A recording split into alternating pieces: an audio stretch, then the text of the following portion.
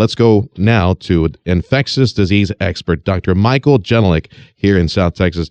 Dr. Mike, welcome back to the show. Okay, so the overall numbers of parents who chose not to vaccinate their kids is small. Now, 33,000 of them compared to 27 million people living in the state of Texas, although the 33,000 is 3 times larger than just 6-7 years ago.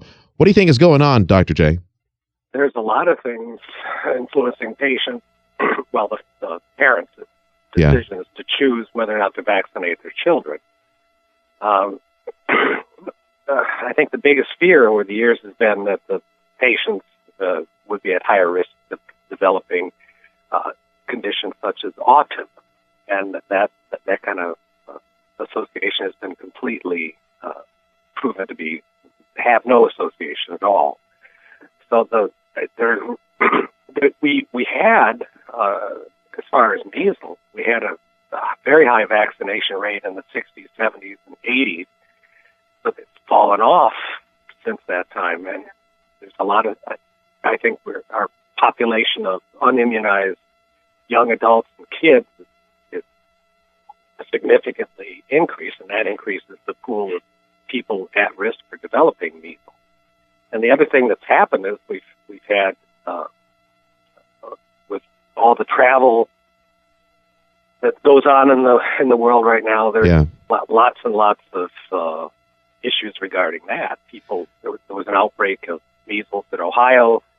300 and some Amish people came down with measles after they traveled on missionaries to the Philippines. The Amish don't really want to be vaccinated, my understanding.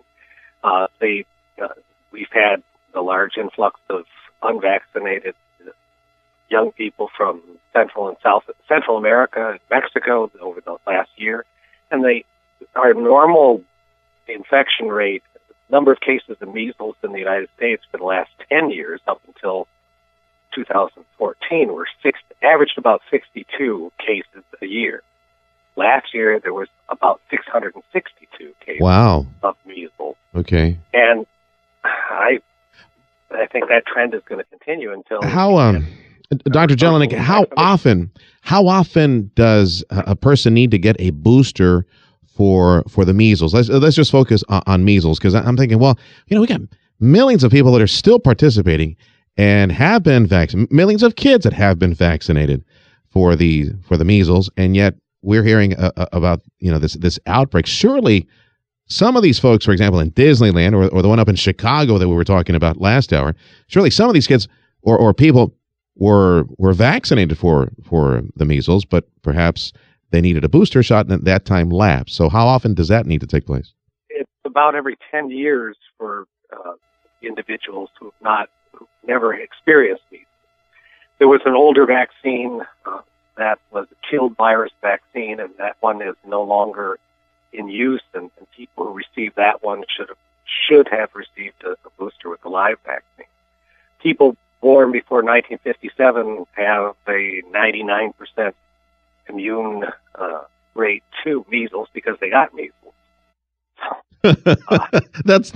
I remember those measles parties some years back with these groups of families that did not want to vaccinate their kids. They would come together with their kids and on purpose give them the measles. That way they would be vaccinated by going through the period during the summer. Dr. Michael Jelenik, infectious disease expert here from the Valley, joining us on 710 KURV. Dr. Jelenik, Tim Sullivan here. You brought up Central America and Mexican immigrants as potential, bringers of measles into this country. But if you look at the health systems in those countries, the statistics that I've seen show vaccination rates there just as high or higher than in the U.S.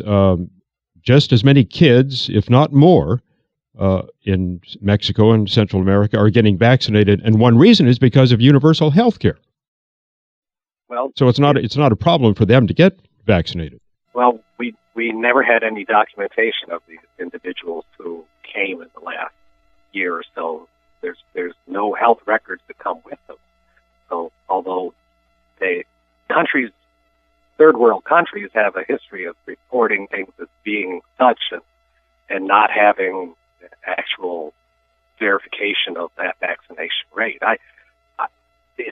I think it's too coincidental that we've had such a large influx of individuals from those. But wouldn't that have manifested itself much, much sooner than what we're seeing now? Not They necessarily. came over, about this time and last summer last year. Wouldn't the measles have started breaking out shortly after that? If that was the case? It did. And remember, in 2014, we had a tenfold increase in measles in the United States. Where was that outbreak? Yeah, there were several headlines. The Mickey Mouse story is the most recent one. Yeah, there were Right. plenty of headlines last year. But Yeah. we have the vaccination. I'm sorry, the number of measles cases Infection. up until 2013 averaged about 62 cases a year in the United States, and that would be considered a low background rate. And when it jumps tenfold to 662 cases in 2014, with now it looks like first people thought that was a statistical anomaly, but now we're seeing that there's over 100. Well, there's over several hundred now in the United States for this year alone, and we're only into the second month. What are reasons that parents use to opt their kids out of vaccinations? What are some of the reasons or excuses that they use? Well, most common excuse is I don't want my child to develop autism, because there was thought to be an association between vaccinations and autism. And there is no association. That's been totally disproven. Of course, there are certain individuals that don't believe the actual studies that have been done. So there are no studies that link autism with vaccination. But And there are religious reasons in some cases as well, or correct. Yeah. There's the Amish are one group that do not vaccinate. Okay. Dr. Jelenik, before we let you go, there are continuous rolling studies. As we speak right now, there are probably several related to vaccinations. And the ones that continue to come out all point in that direction. No link between vaccinations and autism, correct? Correct. Okay. And you expect more in the near future because there's some more working at university systems all over the place.